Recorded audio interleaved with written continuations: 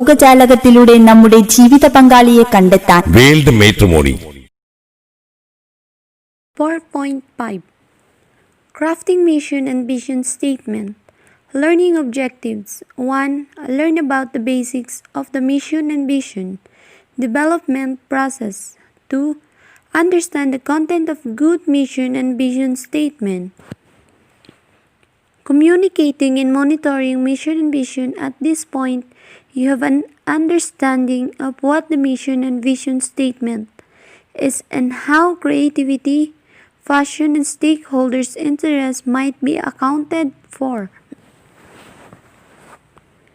The actual step-by-step process of developing a mission vision might start with a mission and vision statement, but you should think of this process more broadly in terms of multiple steps. 1. The process. 2. The content of the mission and vision statement. 3. Communicating mission and vision to all relevant stakeholders. And 4. Monitoring. As shown is process, content, application, and monitoring in mission and vision development. Information Week contributor Saurabh Hajela breaks out one way you might manage your mission and vision development checklist. Let's dive into the development process first. Mission and vision statement are a statement for an organization's purpose and potential, what you want the organizations to become. Both statements should be meaningful to you and your organization. It should be shared with all of the employees in the organizations to create a unified direction for everyone to move in. Process, content, application, and monitoring in mission and vision development.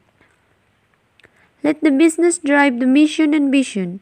Involve all stakeholders in its development, otherwise they won't consider it their assigned responsibility, so that it's clear how each person, including its stakeholder, can contribute.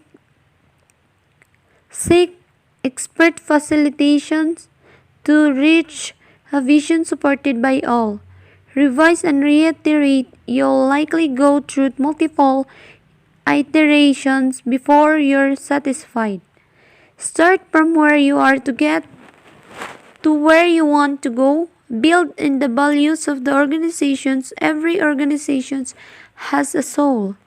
Tap into your and adjust as needed. Mission and vision build on your values with not just hold promise but also deliver on it.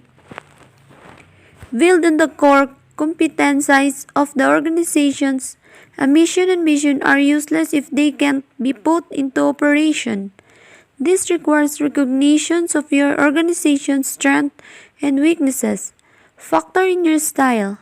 A mission and vision must reflect the leader's style. You can't sustain action that goes against it. Make it visual and picture it worth 1,000 words. Make it simple to understand. Complex language and disconnected statements have little impact.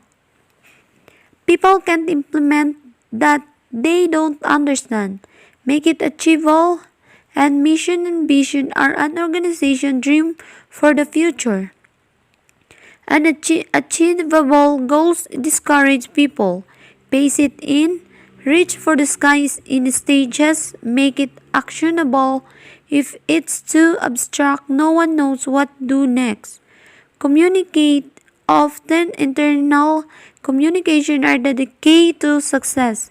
People need to see the mission and vision, identify with them, and know that leadership is serious about it. Create messages that relate to the audience. To adapt a mission and vision, people must see how they can achieve it and what's in it for them. Create messages that inspire action. It's not what you say, but how you say it. Use it beyond printing it, posting it, and preaching it. You also need to practice what is laid out in the mission and vision. Walk the talk, live it. Management must lead by example. Be real. It's better to adjust the mission statement as needed than to not live out to the standard it sets. Identifying key milestone while traveling to your destination. Acknowledge the milestone along the way. Mission and vision development process. Mission and vision development are analogous to the P. Applying in the POLC framework, start with the people to the greatest extent possible. Let those people responsible for executing the mission and vision drive their development. Sometimes this means soliciting their input and guiding them through to the development of the action statement. But ideally, it means teaching them how to craft those statements themselves, involve as many key stakeholders as possible in its development. Otherwise, they won't consider it theirs. Assign responsibility so that it's clear how each person, including its stakeholder, can contribute content. The content of the mission and vision statement are analogous to the O, organizing part of the POLC framework. Begin by describing the best possible business future for your company using a target of 5 to 10 years in the future. Your written goals should be dreams, but they should be achievable dreams. Jim Collins, author of The Good to the Great, suggests that the vision be very bold, or what he likes to call an BHAG, a big, hairy, audacious goal. Like the United States goal in the 1960s to go to the moon by the end of the decade, or Martin Luther King's vision for a non-racist America. Recognizing the vision statement is derived from the aspect of the mission statement, it is helpful to start there. Richard O'Halloran and his son David R. O'Halloran in the Mission Primer 4 Steps to an Effective Mission Statement suggest that you consider the range of objectives, both financial and non-financials. Specifically, the O'Hallorans find that the best mission statement have given attention to the following 6 areas. 1. What satisfying service or commodity do we produce and work constantly to improve? 2. How do we increase the wealth or quality of life of society? 3. How do we provide opportunities for the productive employment of a people? 4. How are we creating high quality and meaningful work experience for employees? 5. How do we live up to the obligation to provide fair and just wages? 6. How do we fulfill the obligation to provide a fair and just return on capital? When writing your statement, use the present tense, speaking as if your business has already become what you are describing. Use descriptive statement describing what the business looks like, feels like, using words that describe all a person's senses. Your words will be a clear written motivation for where your business organization is headed. Mission statement, because they cover more ground, tend to be longer than vision statement, but you should aim to write no more than a page.